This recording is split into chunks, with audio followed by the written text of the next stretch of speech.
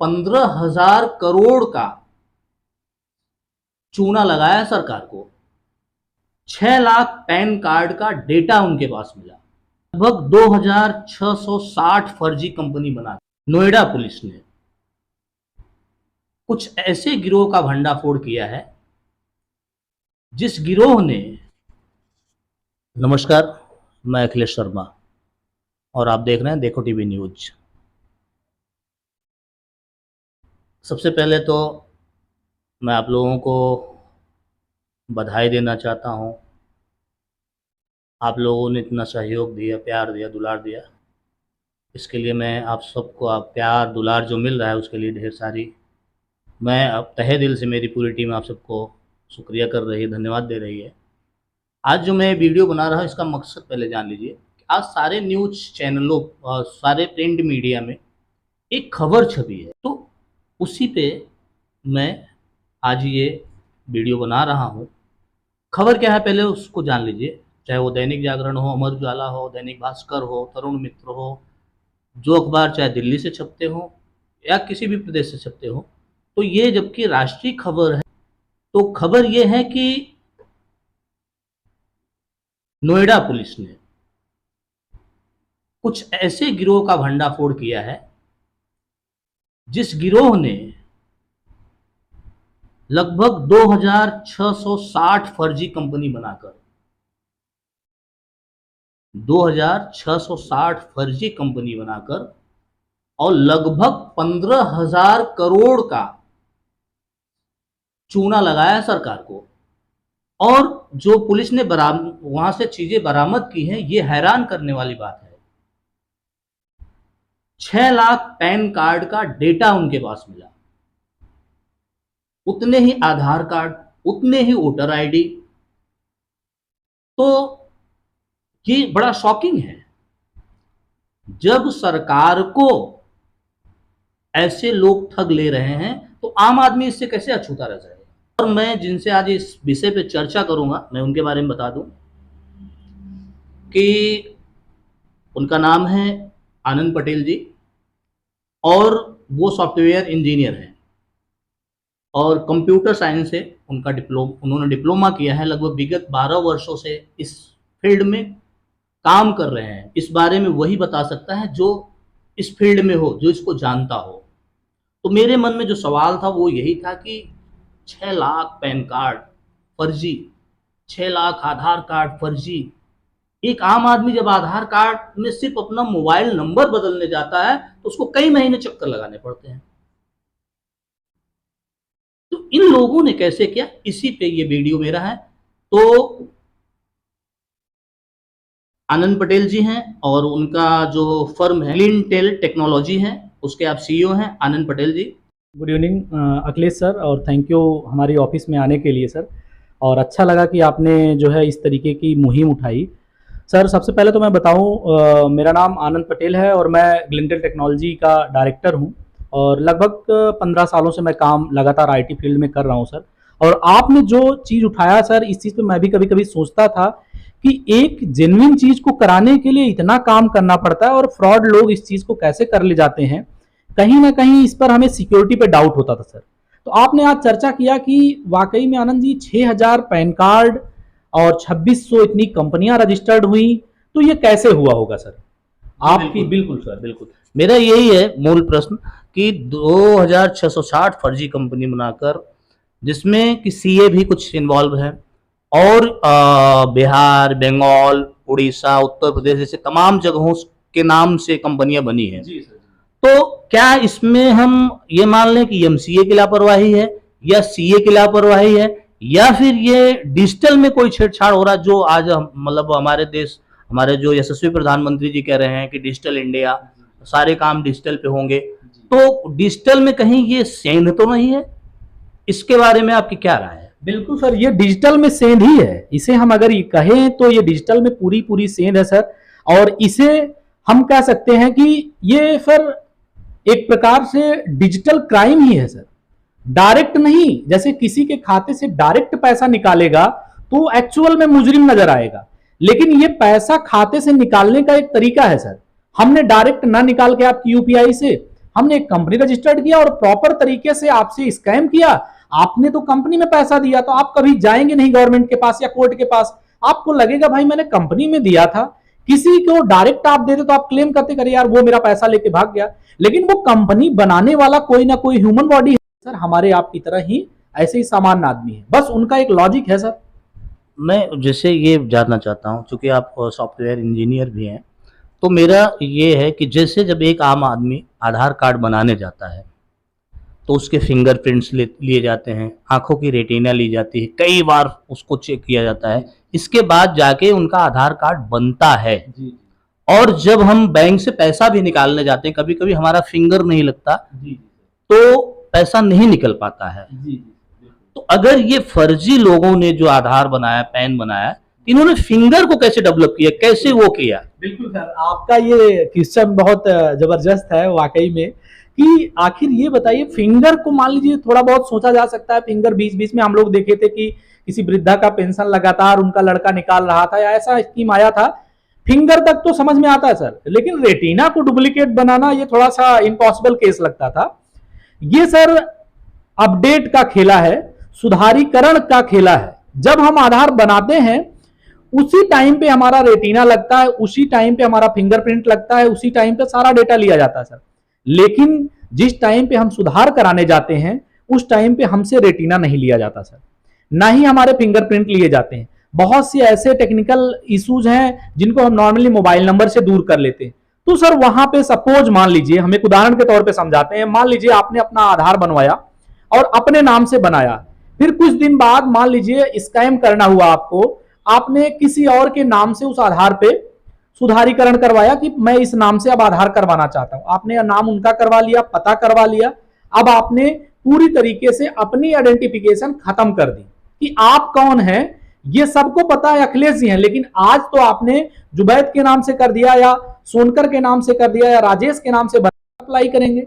जब आप अपना पैन कार्ड अप्लाई करेंगे, प्रॉपर तरीके से पैन कार्ड अप्लाई हो जाएगा, तो उसके बिहाफ पे आप जीएसटी या फिर अपनी एमसीए पे रजिस्ट्रेशन करेंगे, तो उस तरीके से आपका जो आइडेंटिफिकेशन वहां पे होगा नए नाम से होगा।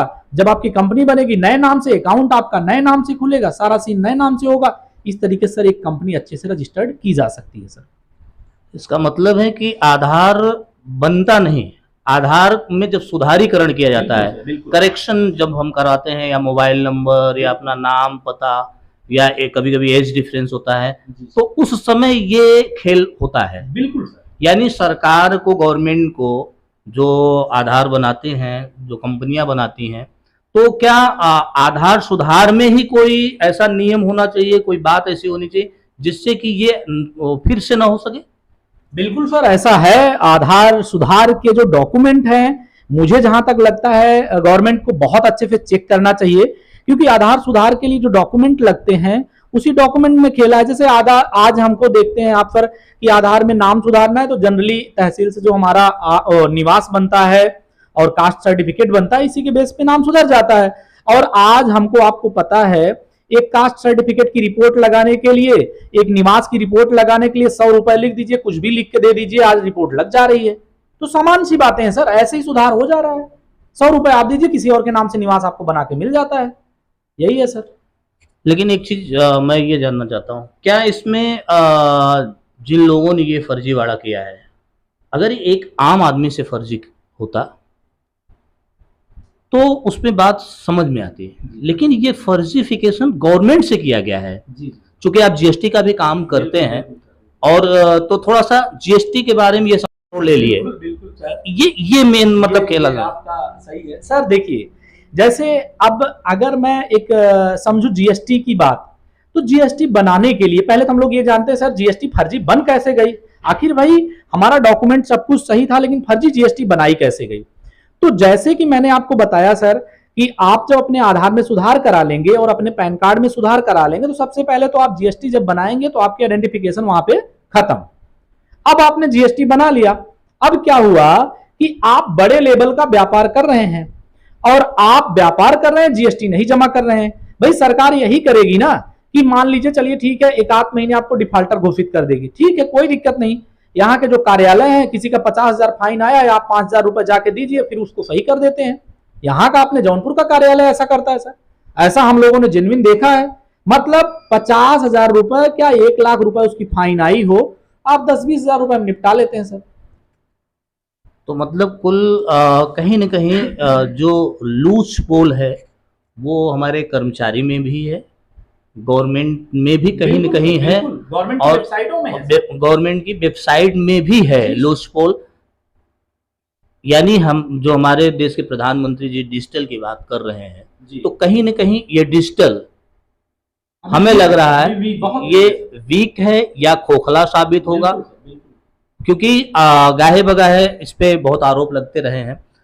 क्योंकि अभी कुछ दिन पहले भी बहुत सारे डिजिटल को लेके जो है दिक्कतें आई हैं, बहुत सारी बातें होती रहती हैं डिजिटल पे, लेकिन ये जो लूज पोल है मेन, क्योंकि मैंने देखा है बहुत सारे, जब आधार कार्ड बनना शुरू हुआ था तो लोगों ने आधार कार्ड का विरोध किया था पहले, और अभी भी जबकि मोदी सरकार में करप्शन जीरो टॉलरेंस की बात होती है, ऐसे में गवर्नमेंट को 15,000 करोड़ का चूना लगाना कैसे संभव है? उनका ध्यान नहीं है क्या? सरकार सिर्फ 24 घंटे चुनावी मोड में ही रहती है? उनके कर्मचारी, उनके अधिकारी, साइबर सेल, ये सारे लोग जो हैं वो क्या कर रहे हैं? सर अगर देखा जाए, आप इस चीज को एक भली भांति चीजों को समझ पा रहे होंगे सर, अगर गवर्नमेंट का जितना मजबूत डिजिटल मीडिया गवर्नमेंट का है, मतलब अब मैं बात अगर खरी बात कहूं सर, जितना मजबूत उनका एडवर्टीजमेंट का डिपार्टमेंट है, शायद इतना मजबूत सारे डिपार्टमेंट हो जाएं तो बहुत कुछ हो सकता है सर। सर मैं बताऊं, मैं तो बहुत बड़े बड़े प्रोजेक्ट किया हूं, छोटे से लेके जीरो तक के काम किया हूं सर, बहुत छोटे छोटे भी काम और बड़े काम। आप समझिए कि जो गवर्नमेंट का डिजिटलीकरण है, वो सारा का सारा जो डिजिटलीकरण है सर, वो उन्हीं तक है, उनके प्रचार तक है। कभी सर हम लोग जब कंप्यूटर की पढ़ाई कर रहे थे उस टाइम पे मैंने कभी नहीं देखा कि लोगों के, पॉलिटिशियंस के प्रचार इतने आते रहे हो, लेकिन आज इन्होंने वो क्रांति पैदा कर दी है कि एडवर्टीजमेंट तो छोड़ दीजिए सर, आज पॉलिटिशियंस के प्रचार देखते देखते आदमी का दिमाग चकरा जाता है, पूरे दिन इन्हीं का तो प्रचार आता है सर। तो जैसा कि आप देख रहे हैं कि आनंद जी ने एक बात बताई है कि डिजिटल बुरा नहीं है, और ये सभी चाहते हैं, चूंकि साइंस जो है वो विकास कर रहा है, टेक्नोलॉजी विकास कर रही है। बाकी के देशों में तो 7G 8G 9G चल रहा है, हमारे यहाँ तो अभी 4G पे हम अटके हुए हैं। तो विकास की बात होती है, लेकिन विकास क्या सिर्फ कागज पे होता है? मुद्दा ये है, अगर विकास होता डिजिटल का, अगर डिजिटल की क्रांति आती, अगर डिजिटल में काम हो रहा होता, तो शायद ये सरकार का 15,000 करोड़ नहीं जाता। ये सभी जानते हैं कि कानून बनाने वाले से ज्यादा कानून तोड़ने वाले के पास दिमाग होता है, लेकिन कहीं न कहीं इसमें कानून का भी फेलियर है, क्योंकि कोई भी व्यक्ति एक दिन में 15,000 करोड़ की जालसाजी नहीं कर सकता। इसको करने में तो इस तरीके से इन लोगों ने कितने साल से काम कर रहे होंगे इस पे, जो 15,000 करोड़, यानी अगर मैं ये देखूं तो इन लोगों ने तो कायदे से 4-5 साल तो लगा दिए होंगे। तो 5 साल सरकार का तंत्र कहां सोया था? तो मैं जो जानकारी मुझे चाहिए थी कि मेन मुद्दा मेरा यही था आपसे जानने की कि क्या डिजिटल में सेंध लग सकता है? तो बिल्कुल बिल्कुल सर, डिजिटल में सेंध का मतलब ये है, जैसे सपोज मान लीजिए आज जीएसटी की बात की गई सर, कि जीएसटी बनी, इतनी कंपनियां बनाई गई, ये क्या कर रहा था? एमसीए क्या कर रहा था सर? एमसीए वगैरह जो आज कंपनी रजिस्टर्ड कर रहे हैं सर, डिजिटलीकरण ऐसा ना हो जाए कि आप जो है डिजिटलीकरण करिए और उसके बैकग्राउंड में कभी कोई चीज चेक ही ना। सर आज कंपनी रजिस्टर्ड होती है, कोई कभी चेक नहीं करने आता, कभी नहीं चेक होता सर। यहीं से सारी चीजें अप्लाई करिए, प्रॉपर डॉक्यूमेंट गया सब। सर डॉक्यूमेंट यहां से आप भेज रहे हैं, कोई बंदा किस तरीके से भेज दिया डॉक्यूमेंट, सबको अपने टारगेट पूरे करने हैं ना सर। बैंक को अपना टारगेट पूरा करना है, खाता खोलना हुआ, आया देखा हाँ ऑफिस वगैरह है, ठीक है खाता खोल दो, उसका हाँ ये कंप्लीट है, हाँ ठीक कर दो। लेकिन ये आपने कभी सोचा कि उसका कुछ और मांगा जाए? चरित्र प्रमाण पत्र, अब तो सर चरित्र प्रमाण पत्र भी आप जान रहे हैं पैसे पे लग रहा है, 100-200 रुपए थाने में दे दिए, चरित्र प्रमाण पत्र भी आपका बन जाएगा। साला हर जगह जब पैसे पे ही काम हो जा रहा है सर, तो बताइए किस तरीके, कहां पे रुकेगा डिजिटलीकरण? जहां पे हम ऑफलाइन काम कर रहे हैं उसको कंट्रोल करिए। प्लेटफॉर्म में कमी थोड़ी बहुत रहेगी, जब ये कंट्रोल करेंगे तो अपने आप प्लेटफॉर्म में कमियां रुक जाएंगी सर। लेकिन कंटिन्यू अगर आपके प्लेटफॉर्म में कमी आप ढूंढेंगे तो नहीं सर, आप बाहर के विभाग को भी सुधारिए। तो आप आनंद पटेल जी को सुन रहे थे और इन्होंने बहुत बारीक बातें बताई। सबसे बारीक बात तो ये है कि ये फर्जी जो वाड़ा हुआ है उसका एक मुख्य कारण है कि आधार जब सुधार होता है तो उसी समय ये फर्जीवाड़ा इन लोगों ने, ऐसा आपका सोचना है, ऐसा मानना है कि उसी समय इन लोगों ने अदर अदर नाम से अदर अदर लोगों के आधार कार्ड को सुधार करके और नाम बदल करके इन्होंने कंपनियां बनाई और कंपनी बना के फिर सरकार से जीएसटी लिए और पैसा लिए, जिससे कि ये हुआ। तो मैं देखो टीवी न्यूज़ की तरफ से आप लोगों को यही बताने की कोशिश कर रहा हूं कि डिजिटल एक अच्छा माध्यम तो है, लेकिन इसमें गुनाह ज़्यादा हो रहा है, क्राइम ज़्यादा हो रहा है और सिक्योरिटी कम दिख रही है, मुझे ऐसा लगता है। उसके पीछे क्या तर्क है, क्या कारण है, ये तो हमारे वैज्ञानिक जाने, गवर्नमेंट की जो संस्थाएं हैं इसमें वर्क करने वाले कर्मचारी अधिकारी जाने। लेकिन जो हमारी सोच है, जैसा आनंद जी ने बताया कि